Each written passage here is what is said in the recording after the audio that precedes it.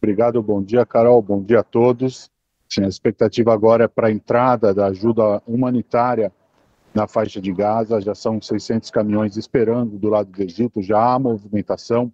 O governo israelense ainda não informou formalmente sobre a abertura dessa passagem de Rafah. Rafah, que ficou bastante conhecida, é uma cidade palestina do lado de Gaza e também uma cidade no lado do Egito. Esse local ficou muito conhecido pela invasão israelense já no ano passado, onde havia bastante temor de que essa entrada em Israel aprofundaria a crise humanitária na faixa de Gaza. Israel afirma que, por enquanto, somente 2 das 7 passagens de Israel para a faixa de Gaza estão abertas, e Rafah seria, então, a terceira, é uma das principais, porque também permite a passagem de suprimentos do Egito. E a previsão dessa entrada de ajuda, ela é parte do acordo de trégua, do acordo de cessar-fogo, patrocinado pelos Estados Unidos, porque a partir do momento em que Israel recebesse os reféns, permitiria a entrada de mais ajuda humanitária. Esse é um dos pontos principais do acordo, principalmente para a população civil dentro do território palestino. Nos últimos meses, Israel disse que permitiu a entrada de mais caminhões, mas a ONU afirma que ainda não é suficiente, que mais de 600 mil pessoas vivem crise alimentar na faixa de Gaza, também a crise de moradia, e não são só alimentos, né, Carol? São também suprimentos médicos. Os hospitais da faixa de Gaza que foram bastante atingidos durante o conflito. Israel sempre acusou o Hamas de usar instituições médicas como bases militares. Houve conflito dentro de hospitais, houve mortes dentro de hospitais. Também a necessidade de alimentos, de combustíveis para os geradores, para as padarias, para os hospitais, para as instituições públicas. O fornecimento de energia continua na faixa de Gaza, não foi cortado.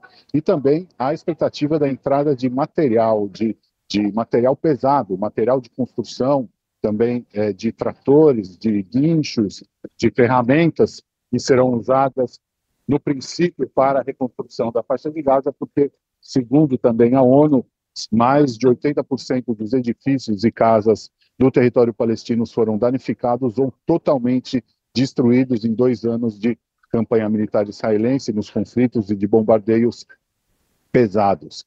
Há também, do lado de Israel, muita desinformação. Israel afirma que há necessidade de verificação logística dessas passagens, porque muitas delas também sofreram, foram danificadas já em outubro de 2023 nos ataques do Hamas. Há também o perigo de que haja munição que não explodiu, que possa atrapalhar ou possa causar perigo às equipes. Uma outra questão para a ONU, a partir da entrada dessa ajuda humanitária, é a distribuição. Esse também foi um dos principais problemas durante os 2 anos de guerra. Israel acusando sempre o Hamas de tomar posse, de roubar essa ajuda humanitária e de vender os alimentos para financiar seus esforços de guerra. Israel e os Estados Unidos tentaram de várias maneiras estabelecer pontos de distribuição alternativos que não chegassem nas mãos do Hamas, mas essas iniciativas também não deram certo. Muitos palestinos, segundo o Hamas,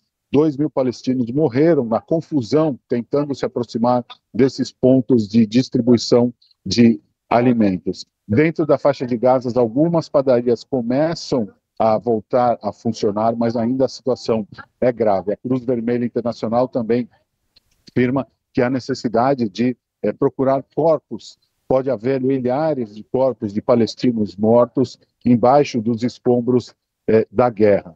Israel afirma que só vai abrir totalmente as passagens de maneira escalonada a partir do momento em que o Hamas devolva todos os reféns. Os 20 reféns vivos foram entregues, estão em tratamento médico, já estão com as famílias aqui em Israel. 8 corpos foram devolvidos para Israel. 7 deles foram identificados. Segundo Israel, um deles não é de refém, seria de uma pessoa de Gaza.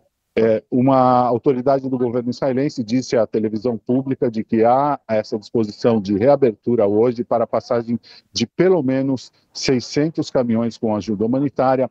Não é suficiente, segundo a ONU, mas pode ser o primeiro passo para aliviar a população civil palestina, que durante 2 anos de guerra passou necessidade e vive parte da população, quase metade da população de Gaza, em situação de emergência em questão de alimentos. Carol.